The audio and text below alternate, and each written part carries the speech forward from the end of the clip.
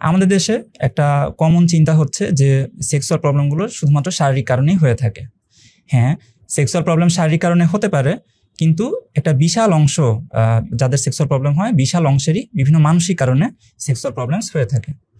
আমরা যেসব পেশেন্ট পাই তাদের মধ্যে কমনলি যেই প্রবলেমগুলোর কারণে সেক্সুয়াল প্রবলেম হয়, যেমন অ্যাংশাস পার্সোনালিটি যদি থাকে, কারোর মধ্যে যদি নেগেটিভ থটস থাকে যে আমি পারবো না, আমাকে দিয়ে হবে না, এবং ফ্যামিলি রিলেটেড স্ট্রেসের মধ্যে যদি কেউ থাকে, ওয়ার্ক রিলেটেড স্ট্রেস যদি থাকে, এবং কারোর মধ্যে যদি পারফরমেন্স অ্যাংজাইটি থাকে। পারফরমেন্স অ্যাংজাইটি হচ্ছে যে কারো প্রথমবার সেক্সুয়াল প্রবলেম হলো, এরপর প্রত্যেকবারই তার কাছে একটা অ্যাংজাইটি কাজ করবে যে সামনে যতবারই আমি রিলেশনে যাব আমার আগের মতো প্রবলেমটা হবে। এই ধরনের প্রবলেমসগুলো যদি থাকে তাদের ক্ষেত্রে কিন্তু দেখা যায় যে ওষুধ দিলেও কিন্তু তাদের চিকিৎসা কোনো উন্নতি হয় না, তাদের প্রবলেমসটার কোনো উন্নতি হয় না। এই কারণে কারো যদি সেক্সুয়াল প্রবলেম থাকে, সে যদি মেন্টাল হেলথ প্রফেশনাল হেল্প নেয়, তাহলে কিন্তু এই ফ্যাক্টরগুলোকে আইডেন্টিফাই করা সম্ভব এবং এই প্রবলেমসগুলোর উন্নতি করা সম্ভব।